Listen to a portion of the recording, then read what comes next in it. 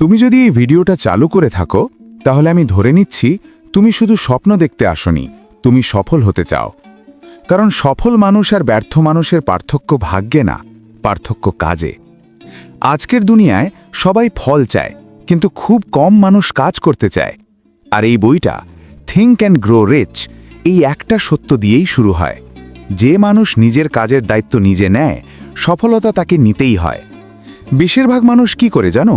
তারা বলে সময় ঠিক হলে করব, আর একটু প্রস্তুতি নিলে শুরু করব, আমার অবস্থা ভালো হলে চেষ্টা করব। নেপোলিয়ন হিল বলেন এই কথাগুলোই মানুষের জীবনের সবচেয়ে বড় শত্রু। কারণ সময় কখনো ঠিক হয় না, অবস্থা কখনো পারফেক্ট হয় না, আর প্রস্তুতি নিতে নিতে জীবন শেষ হয়ে যায়। এই বই বলে সফলতা আসে তাদের কাছে যারা প্রস্তুত না থাকলেও কাজ শুরু করে। তুমি এখন যেটা করতে পারো সেটা যদি আজ না করো, তাহলে তুমি নিজের ভবিষ্যতের সাথে প্রতারণা করছো। আজ তুমি ছোট কাজ করলে, আজ তুমি ভয় নিয়েও এগোলে, আজ তুমি অলসতাকে হার মানালে, এই সব কিছুই একদিন একসাথে হয়ে সাফল্য নামের দরজাটা খুলে দেয়। এখন খুব মন দিয়ে শোনো, এই বইয়ের সবচেয়ে শক্তিশালী ধারণা হলো বার্নিং ডিজায়ার, মানে জ্বালানো ইচ্ছা। স্বপ্ন থাকলেই হবে না, ইচ্ছা থাকলেই হবে না। তোমার ভেতরে এমন একটা ইচ্ছা থাকতে হবে যেটা তোমাকে কাজ করতে বাধ্য করে। যেদিন তুমি বলবে আমি না করলে আমার জীবন বদলাবে না, সেদিন থেকেই তুমি সফল হওয়ার পথে ঢুকে পড়বে। বইটাতে একটা কথা আছে, weak desire brings weak results, just as a small fire makes a small amount of heat. মানে দুর্বল ইচ্ছা সমান সমান দুর্বল ফলাফল। তুমি যদি অর্ধেক মন দিয়ে চাও, তাহলে অর্ধেক জীবনই পাবে। আজকের এই পার্টে আমি তোমাকে একটা প্রশ্ন করতে চাই, তুমি কি সত্যিই সফল হতে চাও, নাকি শুধু সফল মানুষের গল্প শুনতে ভালো লাগে? কারণ এই বইটা পড়া মানুষ আর এই বইটা মানা মানুষ এক না। বইটা বলে যারা শুধু জানে তারা কিছুই পায় না, যারা কাজ করে তারাই সব পায়।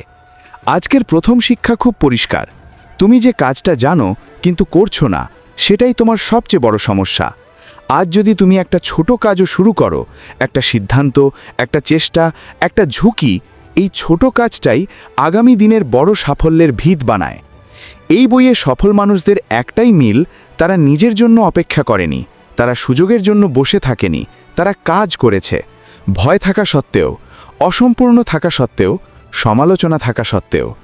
এই পার্ট এখানেই শেষ নয়, এটা শুধু শুরু। পরের অংশে আমি তোমাকে দেখাবো কেন বেশিরভাগ মানুষ মাঝপথে হেরে যায়, কিভাবে আত্মবিশ্বাস তৈরি হয় কাজ করার মাধ্যমে, আর কেন চিন্তা বেশি কাজ কম মানুষ কখনো সফল হয় না। কেন বেশিরভাগ মানুষ মাঝপথে হেরে যায়? কাজই আত্মবিশ্বাস বানায়। যদি তুমি এখনও এই অডিওটা শুনে যাচ্ছ, তার মানে তুমি শুধু অনুপ্রাণিত হতে আসনি, তুমি বুঝতে চাও কেন এত মানুষ শুরু করেও শেষ করতে পারে না। নেপোলিয়ন হিল এই জায়গাতেই একটা নির্মম সত্য বলেন, মানুষ ব্যর্থ হয় প্রতিভার অভাবে না, মানুষ ব্যর্থ হয় সিদ্ধান্তের অভাবে। বেশিরভাগ মানুষ জীবনে কখনো শক্ত করে সিদ্ধান্ত নেয় না, তারা আধা মন দিয়ে চায়, আধা মন দিয়ে চেষ্টা করে, আর পুরো মন দিয়ে অভিযোগ করে। এই বই বলে সিদ্ধান্তহীন মানুষই সবচেয়ে বিপজ্জনক মানুষ নিজের জীবনের জন্য। কারণ তারা আজ একদিকে যায়, কাল আরেক দিকে। আজ উৎসাহ, কাল হতাশা, ফলাফল কিছুই না। এখন খুব মন দিয়ে শোনো, বেশিরভাগ মানুষ ভাবে আমি আত্মবিশ্বাসী হলে কাজ শুরু করব। কিন্তু থিঙ্ক অ্যান্ড গ্রো রিচ বলে কাজ করলে আত্মবিশ্বাস আসে, আত্মবিশ্বাস থাকলে কাজ আসে না।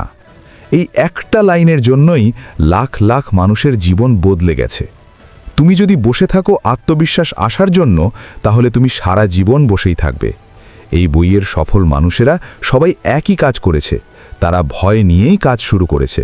তারা জানতো না কাজটা সফল হবে কিনা, কিন্তু তারা জানতো না করলে নিশ্চিত ব্যর্থতা।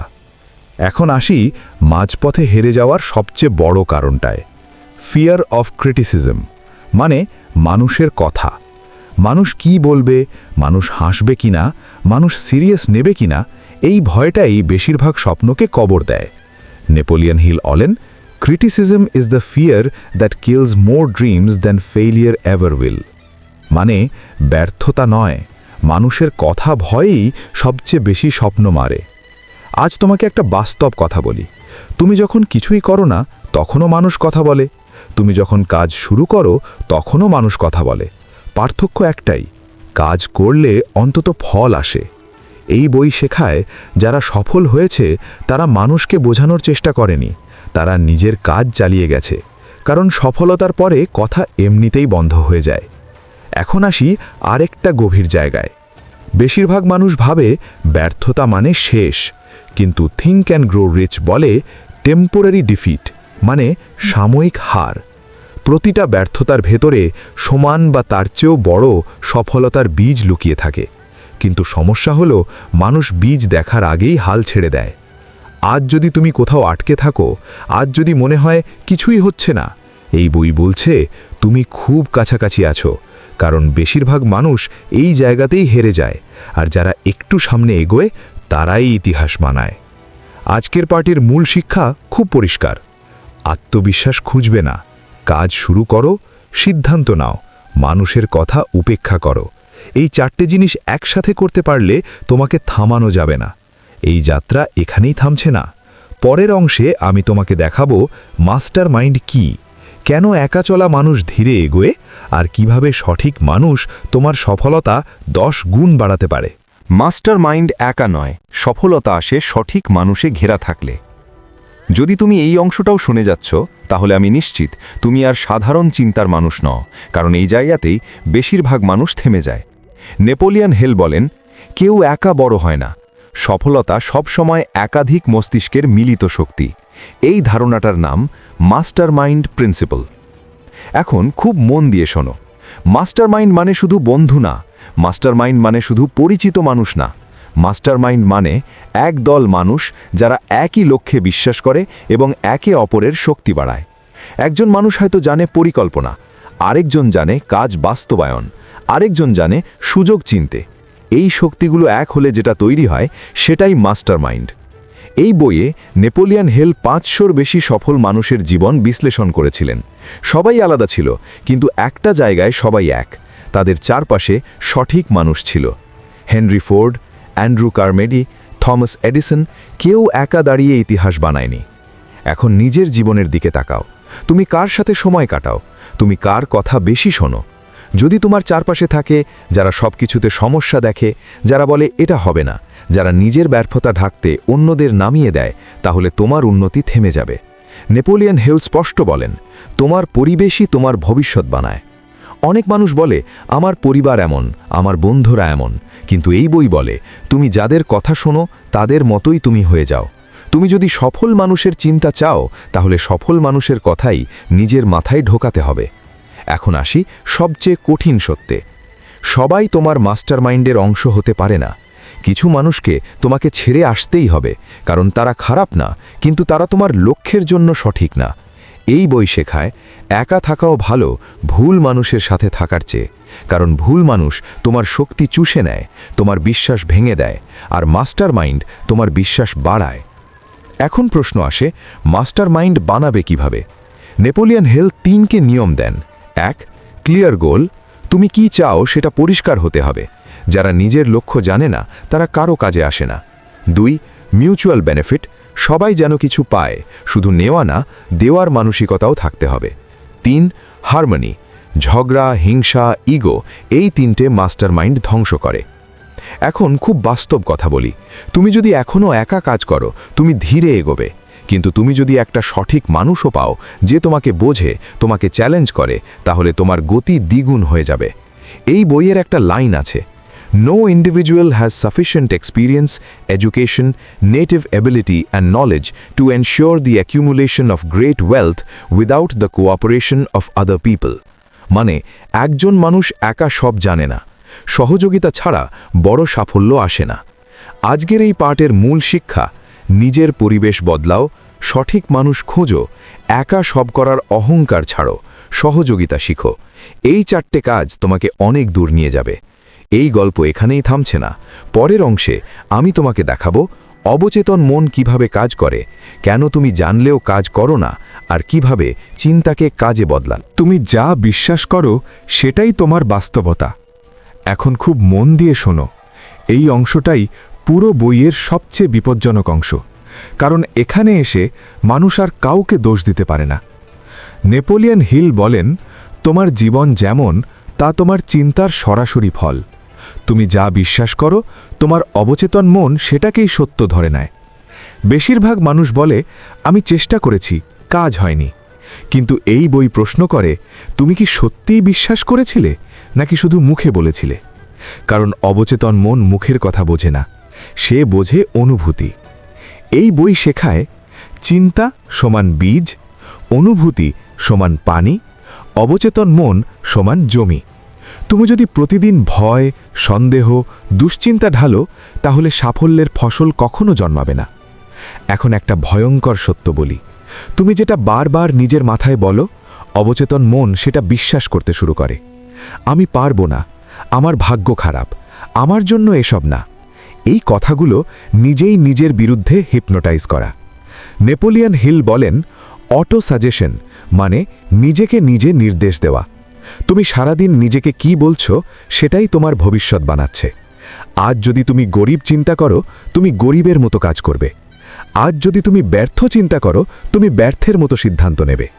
কিন্তু যদি তুমি সফল মানুষের মতো চিন্তা করো, তাহলে ধীরে ধীরে তুমি সফল মানুষের মতোই কাজ করবে। এই বই বলে, অবচেতন মন যুক্তি বোঝে না, সে আবেগ বোঝে। তাই শুধু বলা নয়, অনুভব করা শিখতে হবে। তুমি যদি চোখ বন্ধ করে নিজেকে সফল দেখতে পারো, তোমার অবচেতন মন সেই দিকেই কাজ শুরু করে। এখন প্রশ্ন আসে, এই অবচেতন মনকে প্রোগ্রাম করবে কিভাবে? নেপোলিয়ন হিল 4টে ধাপ দেন। 1. ক্লিয়ার রিটেন গোল, লক্ষ্য লিখে ফেলো, মাথায় রাখলে চলবে না, লিখলে অবচেতন মন সেটাকে সিরিয়াস নেয়। 2.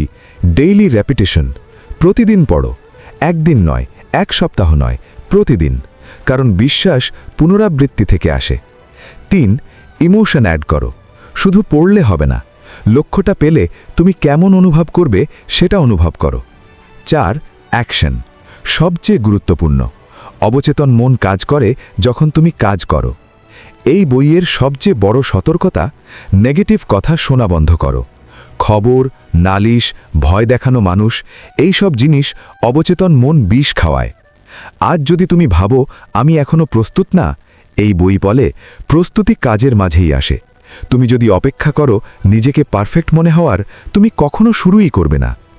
এই অংশের সবচেয়ে শক্তিশালী লাইনটা শোনো, whatever the mind can conceive and believe, it can achieve. মানে, তুমি যদি মনে বিশ্বাস করতে পারো, তাহলে তুমি সেটা পেতেই পারো। কিন্তু বিশ্বাস শুধু চিন্তা না, বিশ্বাস মানে কাজ। আজকের এই পার্টের সারমর্ম, নিজের চিন্তা বদলাও, নিজের কথা বদলাও, নিজের পরিবেশ বদলাও, কাজ বন্ধ করো না। এই 4টি জিনিস একসাথে করলে তোমার জীবন বদলাতে বাধ্য। এই যাত্রা এখনো শেষ হয়নি। পরের অংশে আমি তোমাকে দেখাবো কেন বেশিরভাগ মানুষ সুযোগ চিনতে পারে না, সুযোগ আসলে কেমন করে আসে, আর কিভাবে ব্যর্থতার ভেতরেই সাফল্য লুকিয়ে থাকে। অপরচুনিটি, ফেলিয়ার আর পারসিস্টেন্স, কেন সফলতা হাল না ছাড়া দেরি হয়।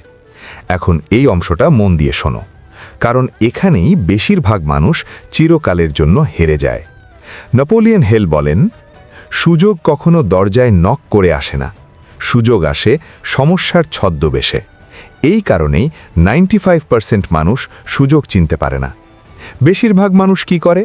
যখন সমস্যা আসে তারা অভিযোগ করে, যখন ব্যর্থতা আসে তারা হাল ছেড়ে দেয়, আর যখন জীবন কঠিন হয় তারা বলে আমার ভাগ্য খারাপ।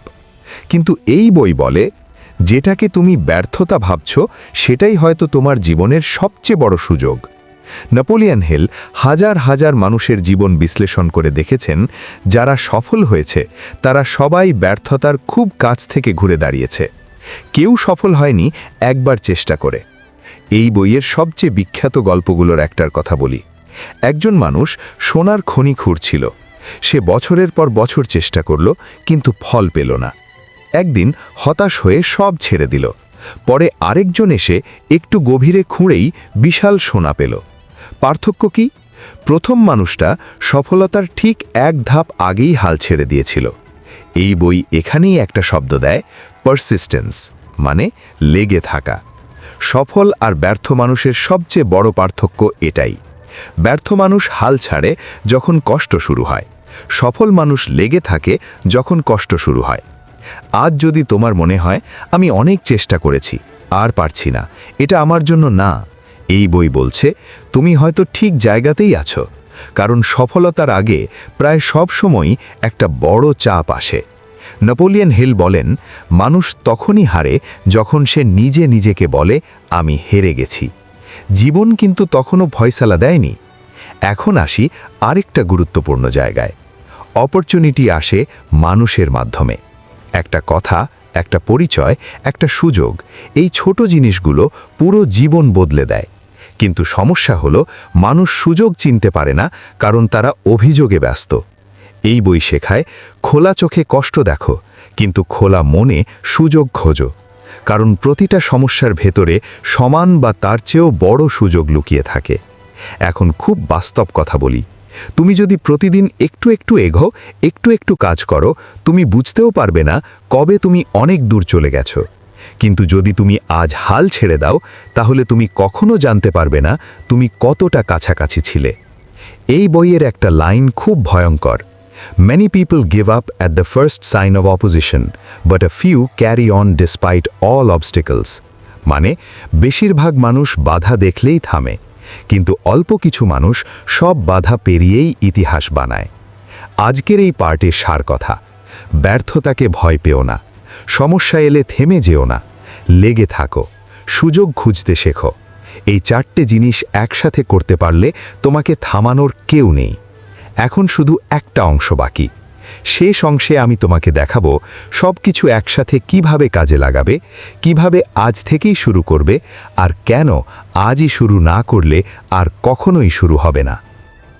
আজই শুরু করো, কারণ কাল বলে কিছু নেই। যদি তুমি এই পর্যন্ত এসে থাকো, তাহলে একটা কথা পরিষ্কার, তুমি সাধারণ মানুষ নও, কারণ বেশিরভাগ মানুষ শুরুই করে না, আর যারা শুরু করে তারা শেষ পর্যন্ত আসে না। কিন্তু তুমি এসেছো, এটাই প্রমাণ তোমার ভেতরে কিছু আছে। আজ পর্যন্ত তুমি যা শুনলে সব কিছুর একটা কমন কথা, কাজ না করলে কিছুই বদলায় না। ভাবনা সুন্দর, স্বপ্ন শক্তিশালী, কিন্তু কাজ ছাড়া সবই কল্পনা। নেপোলিয়ন হিল বলেন, action is the real measure of intelligence. মানে তুমি কত জানো সেটা না, তুমি কতটা করো সেটাই আসল। এখন নিজের জীবনের দিকে তাকাও, তুমি কতদিন ধরে শুরু করব বলে ভাবছো?